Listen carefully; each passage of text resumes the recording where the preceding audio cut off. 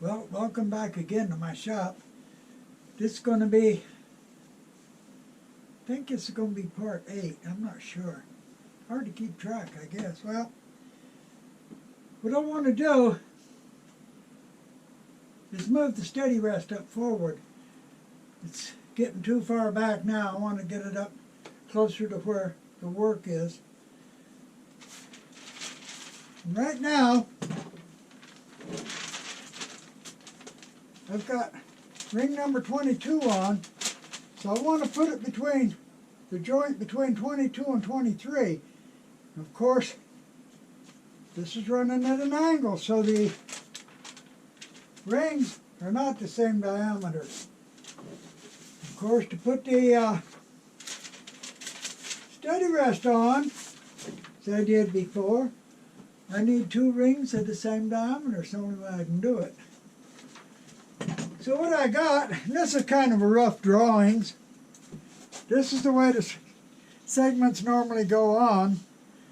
Each one a little bit smaller diameter than the one before. Now if I just took and made 2 of them the same diameter, I'd have a problem on the inside right here, because it wouldn't extend in far enough. So to answer the problem, of course, is very easy.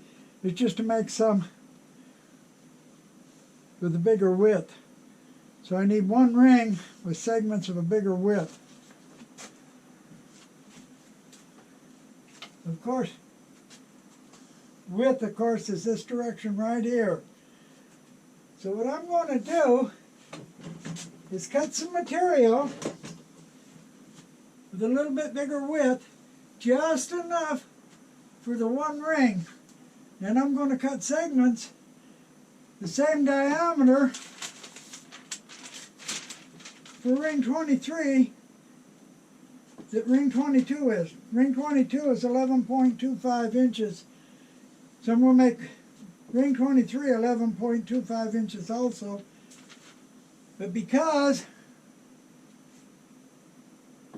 the segments will have a bigger width, they'll stick further in, and I won't have a problem on the inside.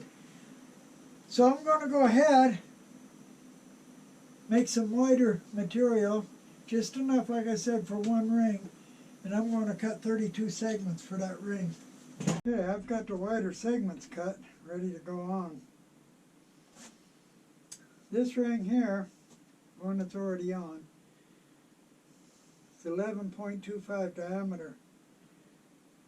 Normally this would be 11-inch diameter, but make them the same. It's going to be 11.25. So I'm going to go ahead and glue some on.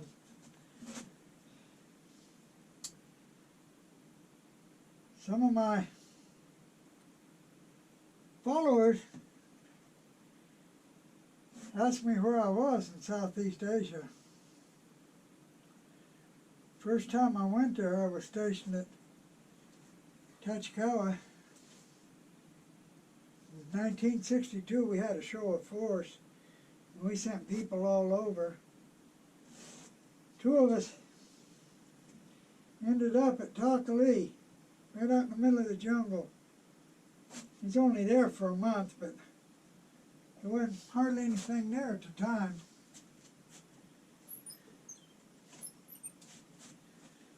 Then in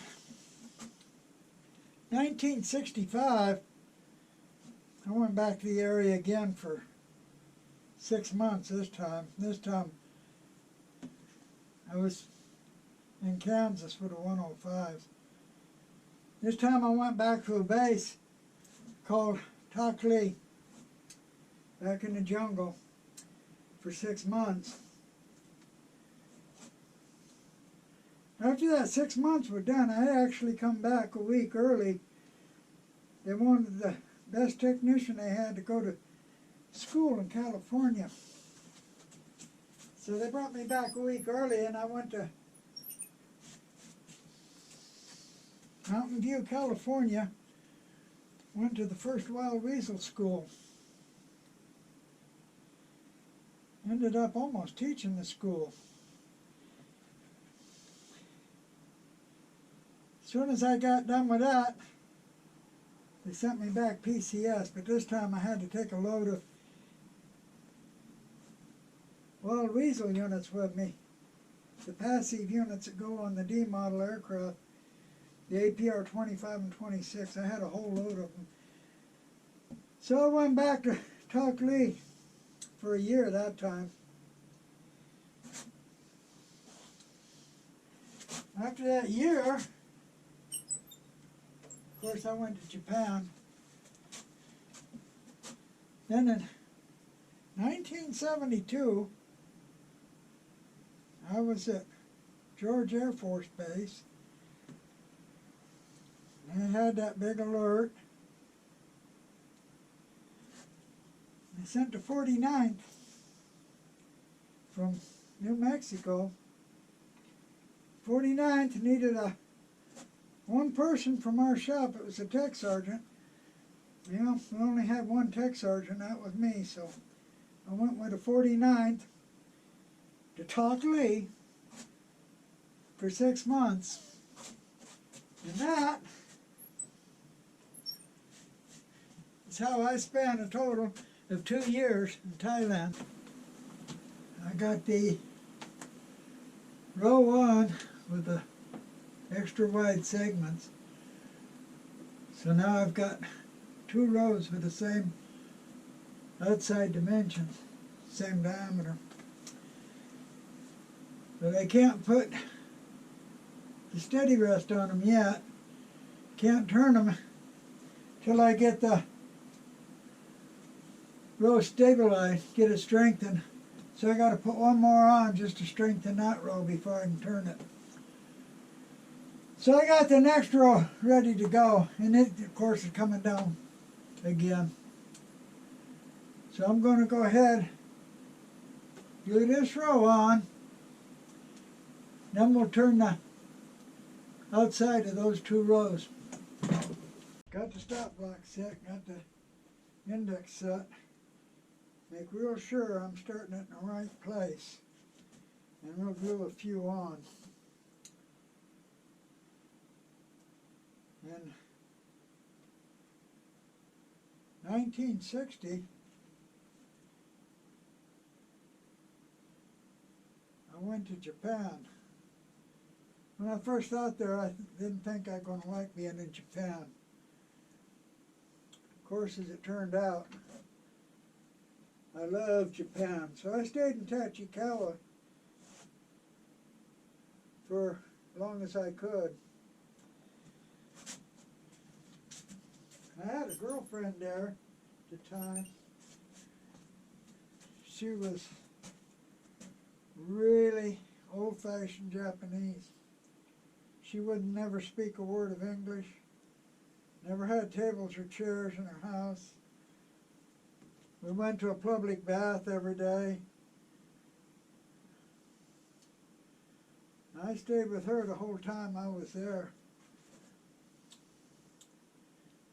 When I left Japan, I went to Kansas. When I was at Kansas,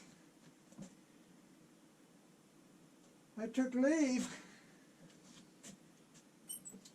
and hitchhiked all the way back to Japan from Kansas. Hitchhiked to Travis Air Force Base, caught a space available flight to Tachikawa. Now when I was finished, I caught a space available flight back to Travis, hitchhiked back to Kansas. They told me I couldn't do it. So I did it twice. Then in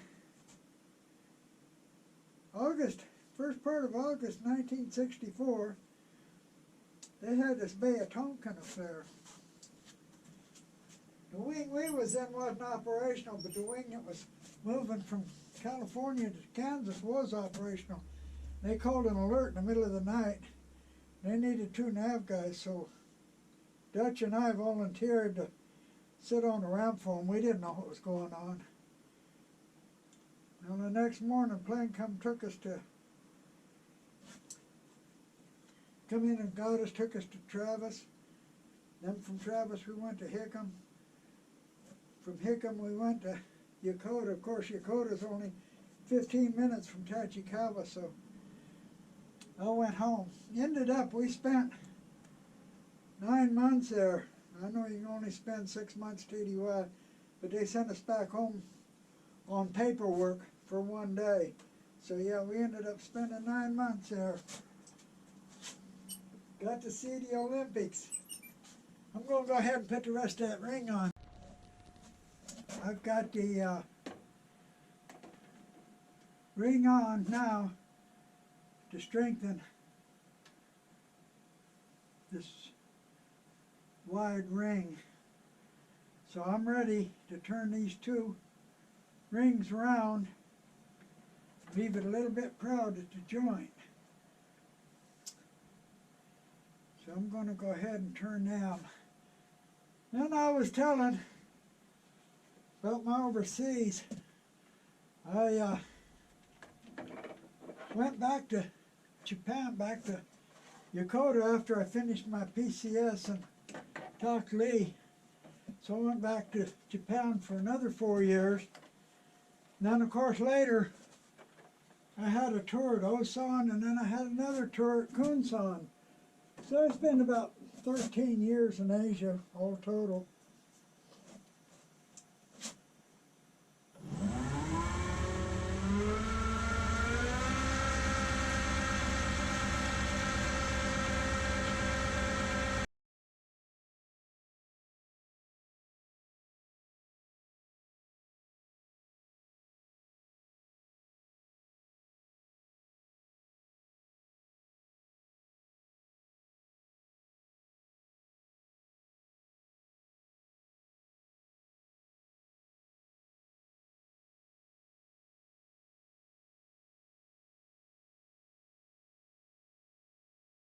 Okay, I got it turned around, got it a little bit proud here in the center. So I'm going to move this up, and we'll see if it'll run smooth when I get it up there. I got it moved up. Got these turned a little bit proud right over the seam. And see what it sounds like, see if it runs smooth enough.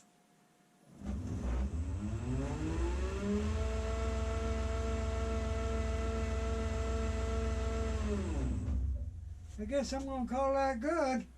It ain't jumping and shaking, it's running pretty smooth. So, go ahead and finish putting the rest of the open segment rings on. So I've got the open rest, I've got the steady rest moved up closer to the front. Keep it more stable as I turn. Now all I got to do is finish putting some open segment rings on it. Got a few more rings to put on it. Then I'll put the solid top pieces on. So this is going to be the end of this video. And appreciate you watching. And I really appreciate those that subscribe. And come back and see my next video. Thank you.